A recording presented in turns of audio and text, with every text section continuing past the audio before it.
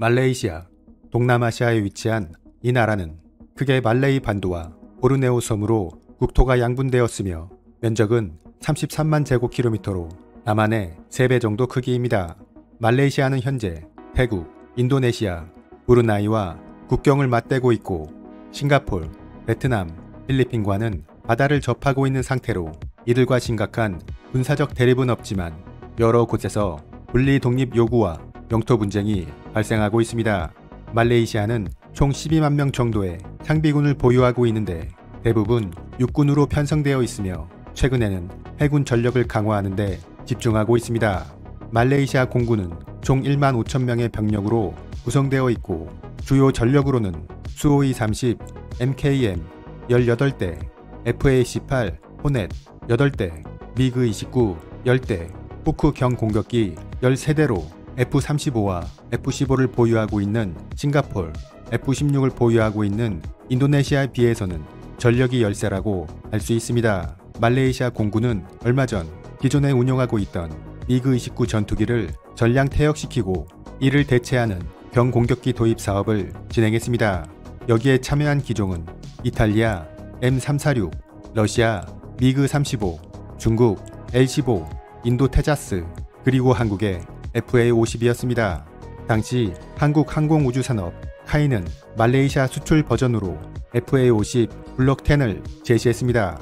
산업통상자원부와 카이가 공동 투자에 개발되는 이 버전은 스나이퍼 타겟팅 포드 300갤런 외부 연료 탱크 프로브 방식의 공중 구뷰 시스템을 적용해 항속거리와 지상 공격 능력을 강화한 것입니다. 하지만 말레이시아의 내부 사정으로 사업이 계속 지체되면서 FA-50의 수출은 큰 진전을 보이지 못하고 있었습니다. 2022년 우크라이나 전쟁이 발발하자 인접국가인 폴란드는 서둘러 공군력을 강화하기로 결정했습니다. 이에 그들은 준수한 성능을 보이면서도 가격이 저렴하고 납품 일자가 빠른 한국의 FA-50을 도입하기로 결정하게 되는데 구체적인 기종은 기존 블록 10의 성능에 미국 레이시온 팬텀 스트라이크 A4 레이더를 적용한 블록 20이었습니다.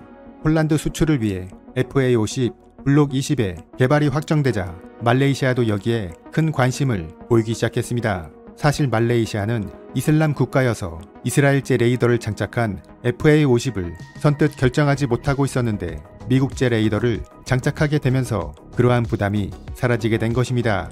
결국 말레이시아는 경공격기 도입 사업의 최종 계약자로 FA-50을 선정했는데 도입 수량은 우선 1차분 18대로 결정되었고 향후 18대를 추가로 구입할 예정입니다. 경공격기 도입 사업을 끝낸 말레이시아 공군의 다음 과제는 그들의 주력 전투기를 교체하는 것입니다. 따라서 MRCA라 불리는 다목적 전투기 도입 사업을 시작하게 되는데 이것은 기존에 보유하고 있는 수호이 30, MKM 18대와 FA-18 호넷 8대를 차세대 고성능 전투기로 대체하는 것입니다. 사업 초기에는 경쟁 기종으로 유럽의 유로파이터, 프랑스의 라팔, 스웨덴의 그리펜 등이 거론되기도 했지만 이 기종들은 모두 4.5세대 전투기들로 향후 스텔스 전투기로의 업그레이드에 제한이 있어 현재는 고려되지 않는 것으로 알려지고 있습니다. 대신 두 기종의 새로운 후보가 부각되었는데 그것은 수호이 57과 KF-21입니다. 그럼 먼저 수호이 57에 대해 알아보겠습니다. 2020년 실전 배치된 러시아의 수호이 57은 A4 레이더와 다기능 통합 전자 시스템, 전자광학 타겟팅 시스템, 초음속 순항, 그리고 강력한 스텔스 성능을 보유한 전투기라고 할 수 있습니다. 하지만 전체주의 국가의 특성상 재원상의 성능이 제대로 구현될지는 의문이며 기술적인 문제로 실전 배치 수량이 많지 않다는 것은 문제로 지적되고 있습니다. 또한 말레이시아가 수호이 57을 도입하는 데 있어서 가장 걸림돌이 되는 것은 그들이 이미 나토 방식의 공군 운용 체계를 사용하고 있다는 것입니다. 말레이시아 공군은 현재 링크 16과 같은 나토 표준 데이터 통신을 채용하고 있으며 조기 경보 레이더와 모든 전투기들이 나토 방식의 피하 식별 시스템을 장착하고 있습니다. 심지어 그들의 주력 전투기인 수호이 30 NKM조차도 나토 표준 피하 식별 시스템을 적용하고 있는 실정입니다. 우크라이나 전쟁이 진행 중인 현재의 상황을 고려했을 때 말레이시아가 러시아의 전투기를 도입한다면 이것은 서방 세계의 심각한 이적 행위로 간주될 것이며 링크 16과 휘하 식별 장치는 당연히 제공되지 않을 것임이 자명해 보입니다. 또한 향후 도입하게 될 미국제 무기나 미국제 부품이 장착된 무기들도 수입이 제한될 가능성이 있어 말레이시아는 쉽게 수호이 57을 선택하지는 못할 것으로 전망됩니다.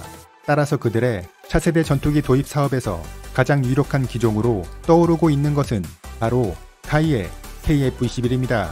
현재 말레이시아 공군은 그들의 주력 전투기인 수호이 30, MKM과 FA-18 호넷을 2030년에서 최대 2040년까지 운용하는 것으로 계획하고 있습니다. 그렇다면 그 시점에 등장하는 것이 바로 KF-21 블록3입니다. 현재 방위사업청에서는 블록3에 대한 구체적인 사업 계획을 발표하지 않고 있어 블록3가 어떠한 개념의 전투기라고 아직 단정할 수는 없습니다. 다만 추론할 수 있는 것은 각종 안테나와 센서를 매립하고 내부 무장창을 만들어 스텔스 성능을 높이며 무인기와의 합동 작전을 수행한다는 대략적인 방향만을 설정하고 있을 뿐입니다.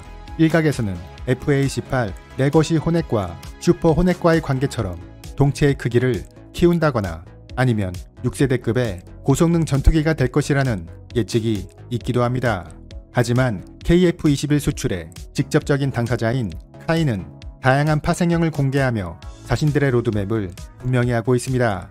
구체적인 내용은 전자전기인 EA형, 수출형인 SA형, 그리고 현재의 블록3에 해당하는 EX형입니다.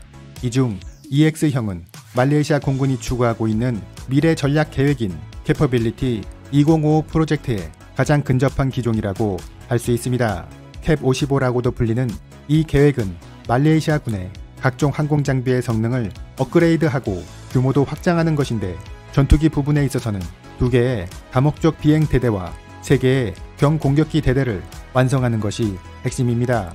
이 중 경공격기 대대는 A사 레이더를 장착한 FA-50 블록 20을 도입하기로 하면서 이미 사업을 진행하고 있고, 다목적 비행 대대는 스텔스 성능을 갖춘 5세대급 전투기를 확보하는 것으로 계획하고 있습니다.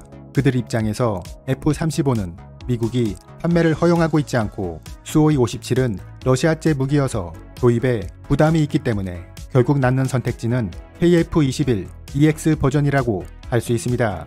말레이시아 군에게는 전자전기인 EA형도 매력적입니다.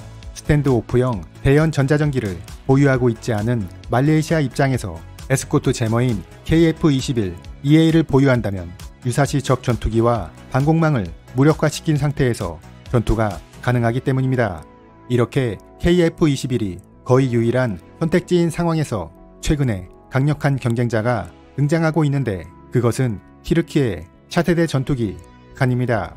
2030년 티르키예군에 인도하는 것을 목표로 하고 있는 칸은 기본적으로 스텔스 성능을 보유한 5세대 전투기이며 F-15급의 대형 기체를 추구하고 있어 재원상으로는 전혀 무시할 수 없는 전투기라고 할 수 있습니다. 티르키예 또한 칸의 수출 대상국으로 같은 이슬람인 말레이시아를 유력한 국가로 선정하고 그들에게 칸 개발 프로젝트에 직접 참여하라는 제안을 꾸준히 이어오고 있습니다. 말레이시아군의 차세대 전투기를 도입하는 MRCA 사업은 아직 시간이 많이 남아있기 때문에 당장 성과가 나올 것으로 기대하기는 어렵습니다. 다만 우리가 할 수 있는 일은 원래 세워진 계획대로 전투기 개발을 차질 없이 진행하는 것이며, 여기에 카이의 홍보와 정부 기관의 지원이 더해진다면 말레이시아 군이 KF-21을 도입할 가능성은 매우 높을 것으로 전망됩니다. 이상으로 마치겠습니다.